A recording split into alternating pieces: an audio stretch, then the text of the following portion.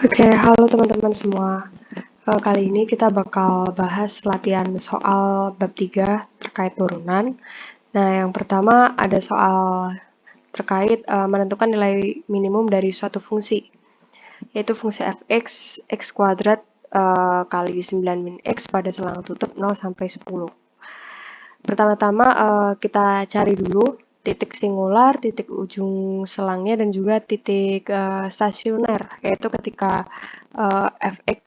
f aksen x itu sama dengan 0. Jadi kita cari dulu titik-titik kritisnya. Nah, untuk titik singular sendiri itu tidak ada. Kenapa tidak ada? Karena fungsi fx ini sendiri terdefinisi pada seluruh elemen real ya. Jadi sebenarnya walaupun tidak hanya di selang 0 sampai 10, tapi di seluruh elemen real pun fx terdefinisi. Kemudian untuk nilai ujung selangnya, ya kita tahu karena tadi dibatasi pada selang tutup 0 sampai 10, maka kita cari untuk f0-nya dan juga f10-nya.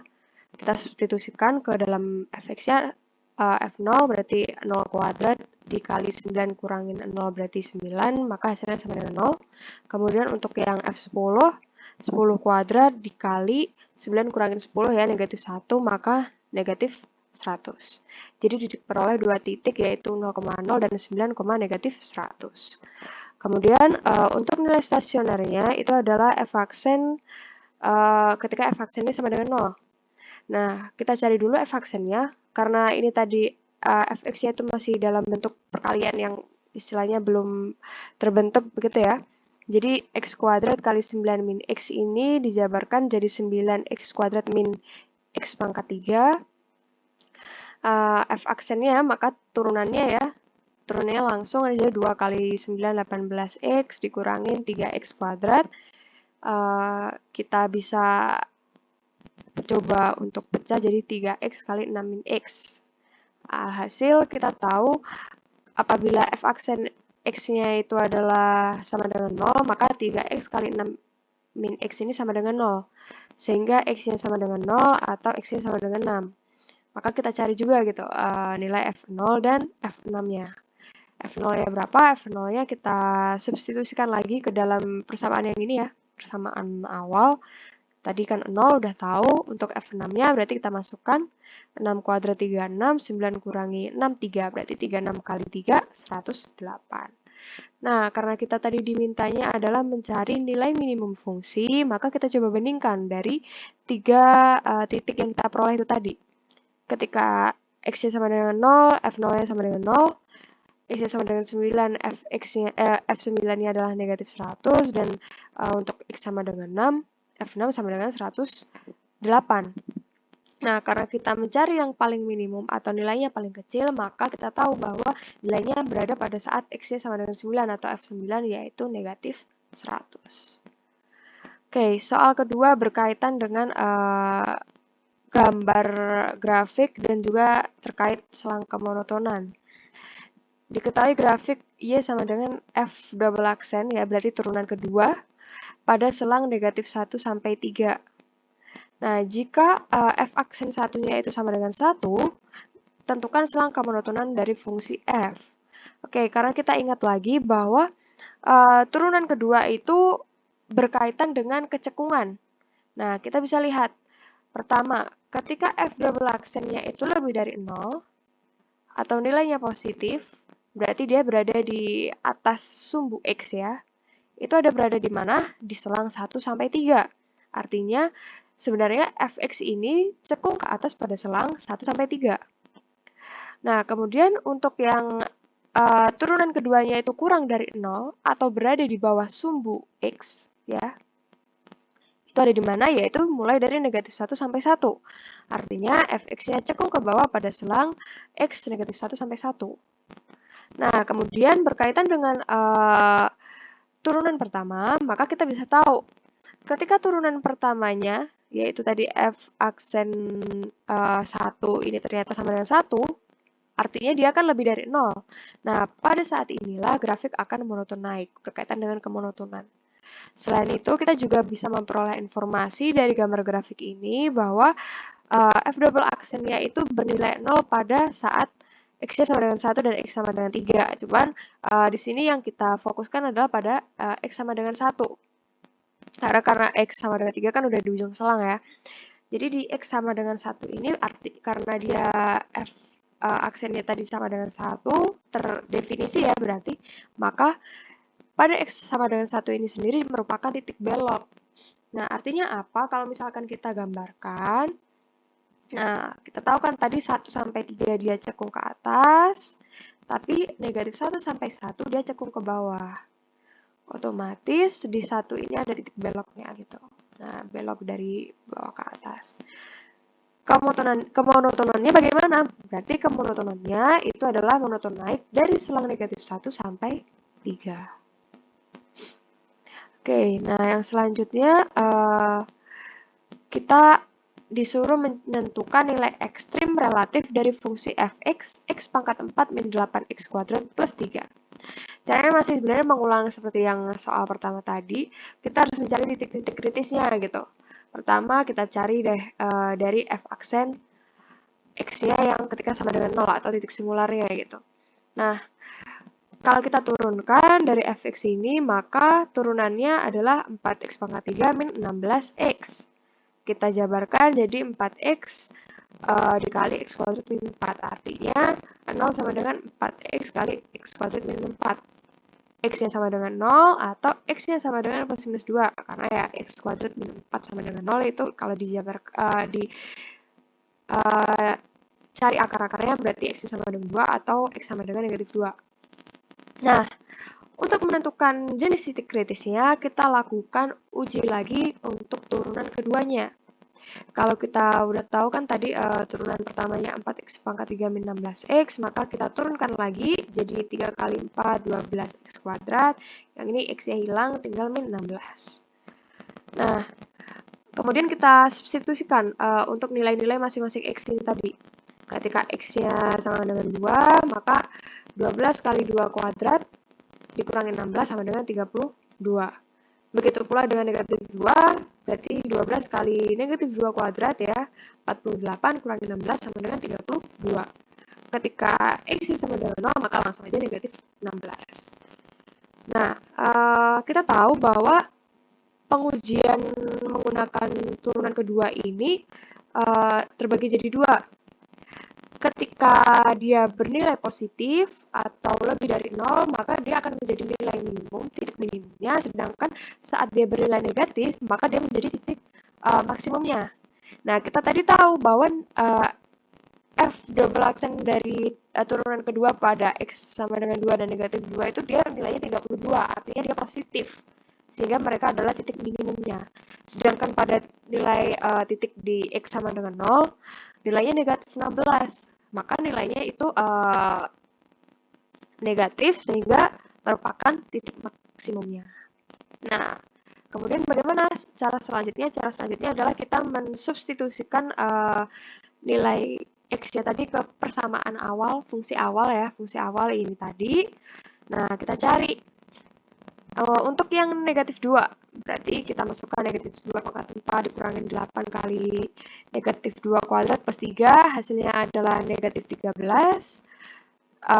Sama juga ya dengan yang F2 gitu. Nah, untuk yang 0 bagaimana? Ini 0, ini 0, ini 3. Nah, dari nilai-nilai ini kita jadi tahu bahwa nilai maksimum relatifnya itu adalah 3, didapat dari F0, dan nilai minimum relatifnya adalah negatif 13. Kita dapat dari negatif 2 dan pada saat X negatif sama dengan negatif 2 dan X sama dengan 2. Nah, yang selanjutnya, ini berkaitan dengan teorema nilai rata-rata ya.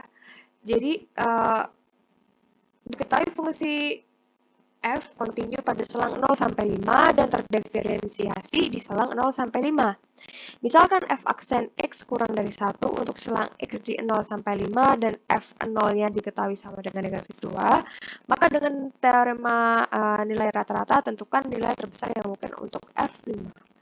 Nah, kita ingat ya, kalau teorema nilai rata-rata itu berbunyi bahwasanya di suatu selang di mana f itu kontinu pada selang tersebut dan terdiferensialkan juga di selang tersebut, maka pasti ada suatu c pada selang tersebut sehingga di f dari ujung-ujung selangnya tadi per nilai x-nya yang ujung-ujung selangnya tadi itu sama dengan f aksen C-nya itu. Atau kalau misalkan dalam kasus ini, maka F5 dikurangin F0 per 5 min 0 itu pasti sama dengan F aksen C. Pasti ada suatu nilai yang seperti ini.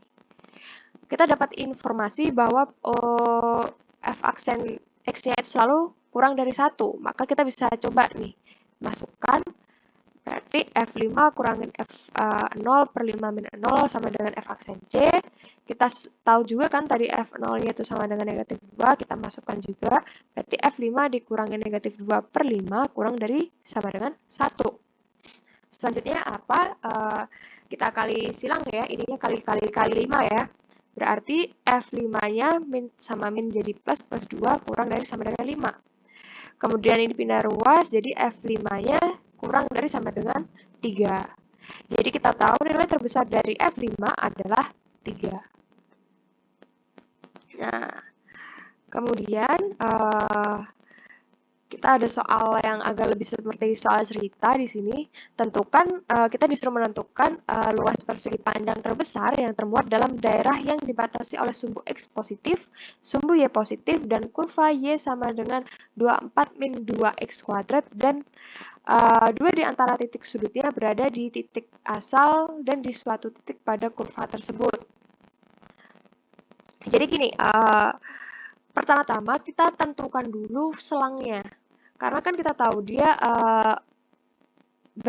dibatasi oleh sumbu X positif dan Y positif. Otomatis dia pasti punya suatu selang kayak domainnya gitu. Caranya bagaimana? Karena dia dibatasi oleh sumbu X positif dan sumbu Y positif, kita cari dulu nih titik potongnya dengan sumbu X positif, yaitu ketika Y-nya sama dengan 0. Nah, ketika Y-nya sama dengan 0, maka kita masukkan ya, 24 min 2X kuadrat sama dengan 0, kita pindahkan ruas, berarti 24 sama dengan 2X kuadrat, X kuadratnya sama dengan 12, X-nya sama dengan plus minus 2 akar 3. Karena kita mencarinya X yang positif, maka X-nya sama dengan 2 per 3. Sehingga syaratnya adalah rentang X-nya adalah 0 sampai 2 akar 3. Nah, kemudian kita mencoba menuliskan persamaan matematisnya untuk mencari luasnya. Kita misalkan persegi panjang tersebut memiliki lebar X dan panjang Y, sehingga luasnya adalah X kali Y, ya kan? Nah, X-nya itu tetap X, Y-nya itu menggunakan apa? Y-nya menggunakan fungsi ini tadi, 24 min 2X kuadrat. Jadi, X kali 24 min 2X kuadrat, yaitu 24X min 2X pangkat 3. Nah, sampai di sini penyelesaiannya masih sama seperti soal-soal yang sebelumnya tadi.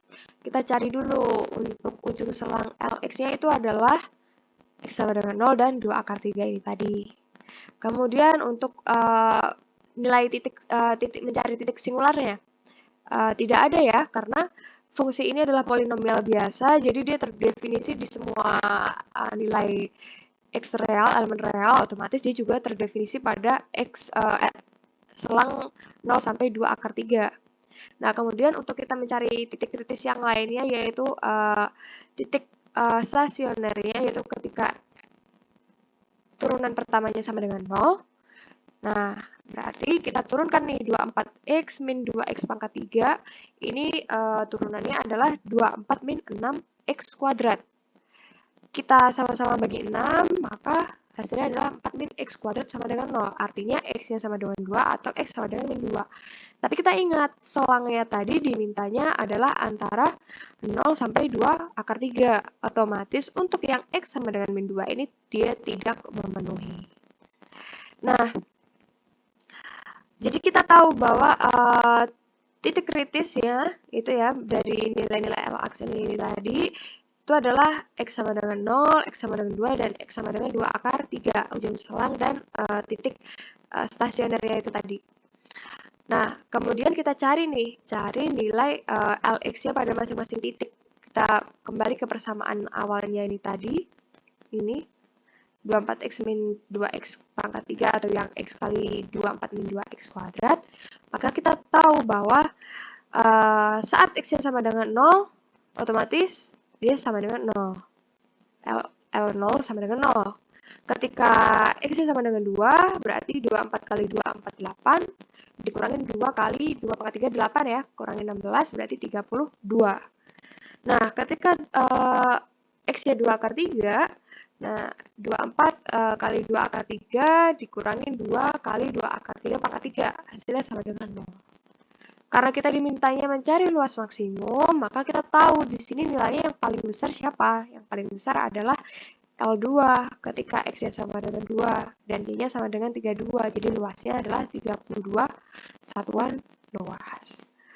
Baik, demikian contoh soal-soal yang ada pada materi bab 3 terkait turunan. Apabila ada soal-soal lain yang mungkin bingung atau kesulitan, bisa banget buat ditanyain di grup atau lewat OA lain dari akademik Asrama ITB. Terima kasih.